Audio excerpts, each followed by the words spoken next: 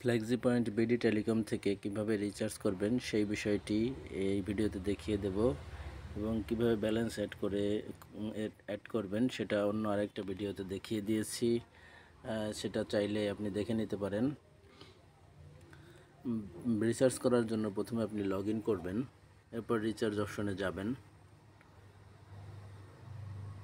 Recharge option থেকে আপনি কর্নারে বাম কর্নারে রিচার্জ নামে একটি অপশন আছে, রিচার্জ অপশনে ক্লিক করবেন।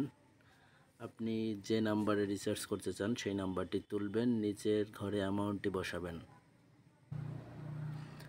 অ্যামাউন্টটি বসিয়ে আপনি নেক্সট অপশনে ক্লিক করলে আপনার ওই অ্যামাউন্টে কোনো প্রকার অ্যাভেলেবেল অফার থাকলে আপনি দেখতে পারবেন, সেটা আপনি বাই করতে পারেন। কিংবা যদি আপনি ডিফল্টে রিচার্জ করেন তাহলে আপনাকে নেক্সট পেজে নিয়ে যাওয়া হবে। এখানে আপনি আপনার পিন নাম্বারটি দিন। পিন নাম্বারটি দিয়ে আপনি যদি কনফার্ম করেন তাহলে কিন্তু আপনার রিচার্জটি হয়ে যাবে।